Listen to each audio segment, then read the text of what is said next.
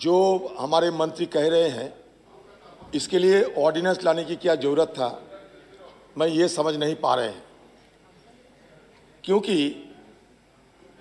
If you invoke and promulgate ordinance at a regular interval, I think it does not augur well for the parliamentary democracy of our country. Yes, you certainly promulgate ordinance, but it should be preceded by emergency situation or any urgency and extraordinary phenomena. But if you go for promulgating ordinance at a regular interval, it appears that you are losing your confidence and faith upon the parliamentary democracy of our country. The fact is that you have promulgated the ordinance in a very supercilious manner without having any reason or rhyme. You are simply indulging the root of ordinance. There lies our objection. That is why I have moved the statutory resolution. You should not be appeared as a government of ordinance savvy. It may be discussed inside the parliament during the session, regular session. We have never objected for summoning winter session, but it is the government of NDA who had not subscribe to the view expressed by us that winter session should be summoned because number of issues are there to be discussed. Sir, मासूदी साहब को देने के बाद मैं sir speaker साहब मासूदी साहब को देने के बाद मैं इंटरवेंट करे फिर अभी 2 मिनट बोल ले।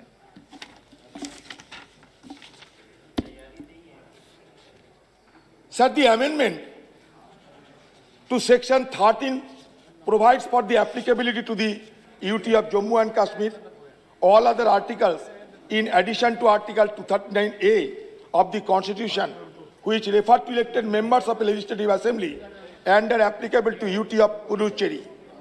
The Parent Act already provides for the applicability of Article 239A, which relates to the creation of legislature or council of ministers or both for certain union territories.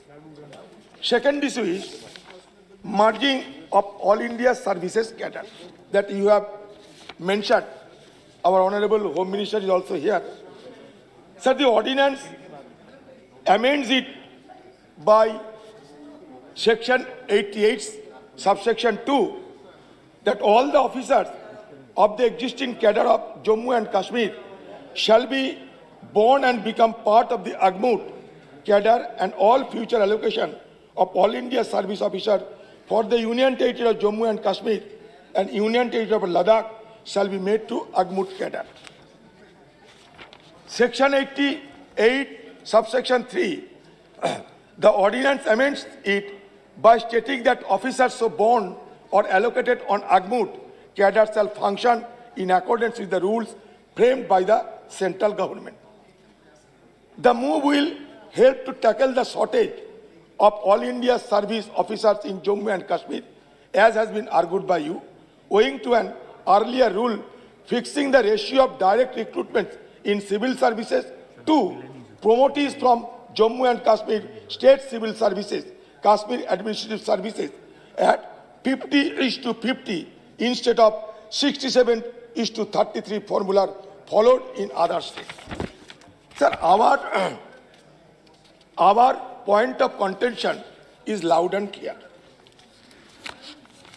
अब ये सदन में बड़े धमाके के साथ 370 को एब्रोगेट किया, 335A को एब्रोगेट किया।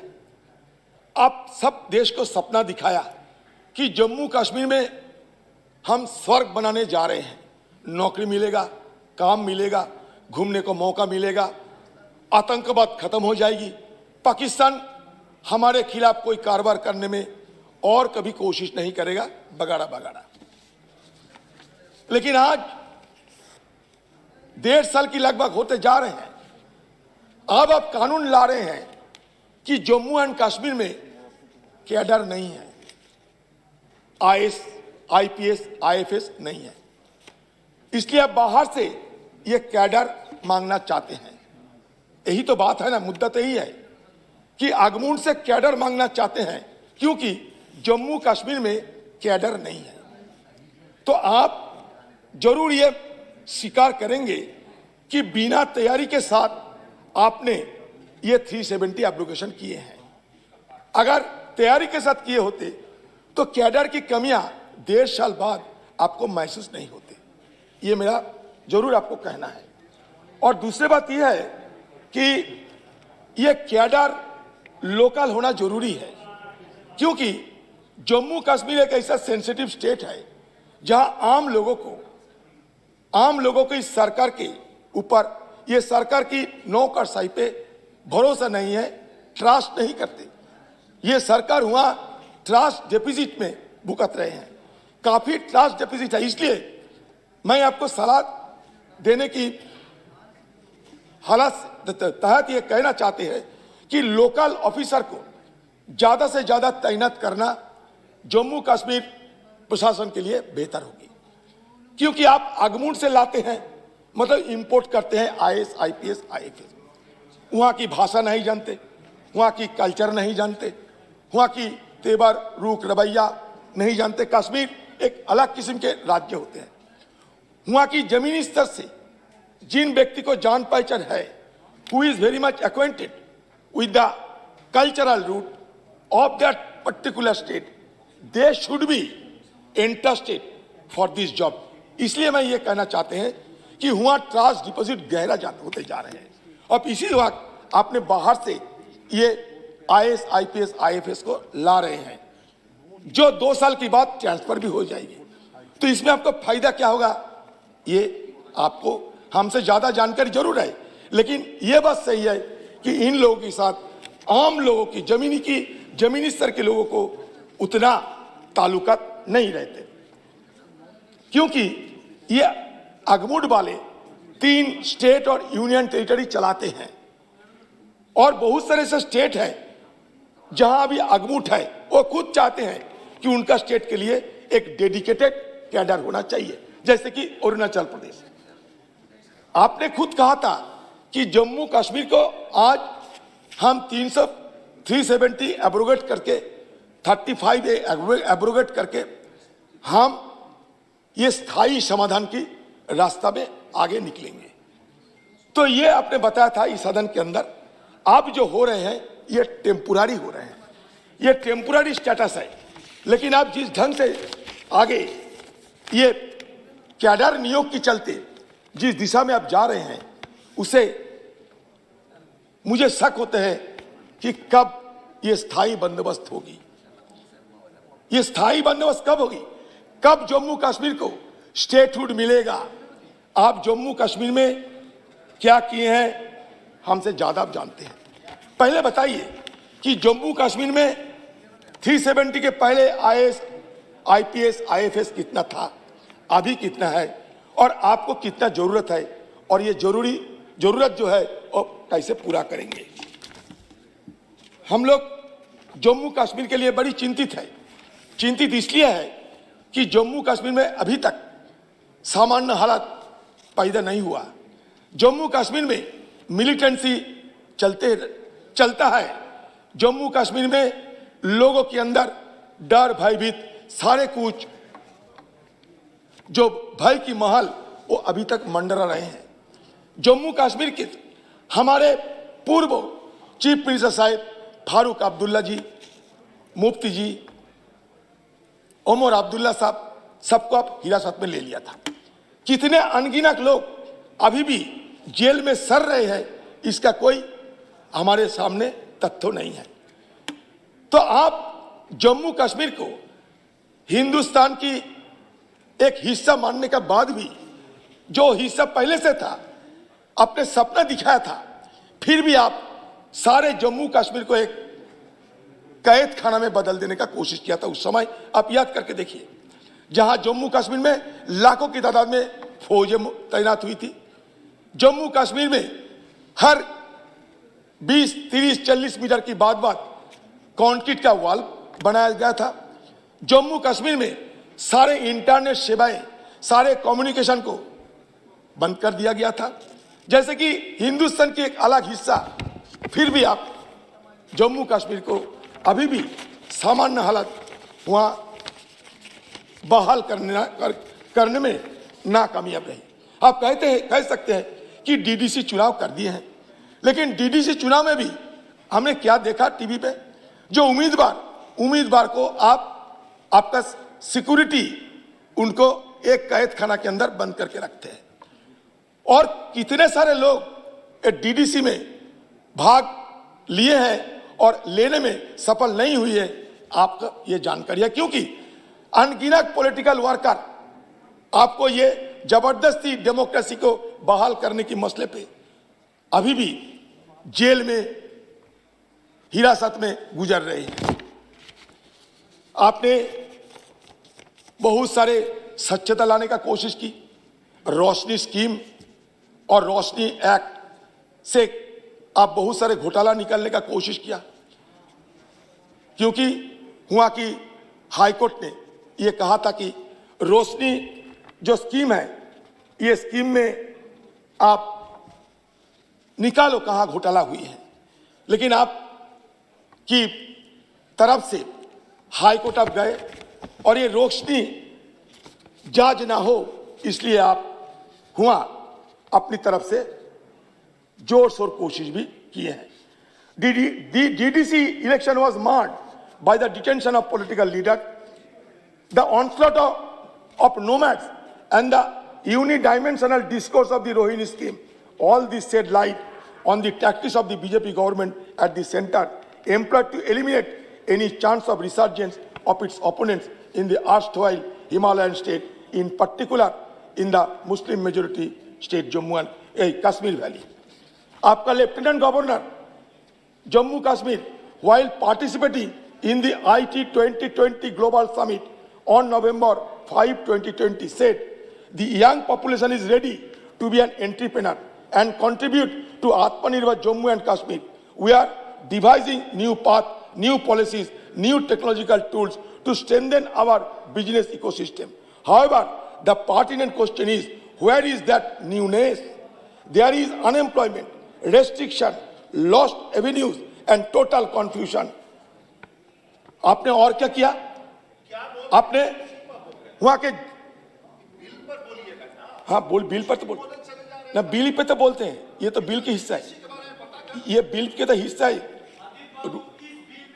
रूडी जी, अरे रूडी जी, बिल का हिस्सा है। अरे giving the plea to retrieve the forest land, the present administration came down heavily on the nomads and stepped up its anti-encroachment drive, depriving at least a score of Gujjar and Bakrewala families of their decade-long dwellings. The demolition was more pronounced in Pahalgaon, Anantnag and Badgaam districts. क्या गलत कह रहे हैं? ये रोशनी act लाया, high court कहा रोशनी act illegal.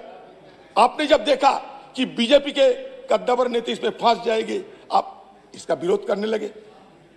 हमें तो यह कहना है कि जम्मू कश्मीर में ये 370 एब्रोगेट करने के बाद आपने जो सपना दिखाया था, वो सपना बहाल नहीं हुई है। जम्मू कश्मीर सामान्य नहीं हुए हैं।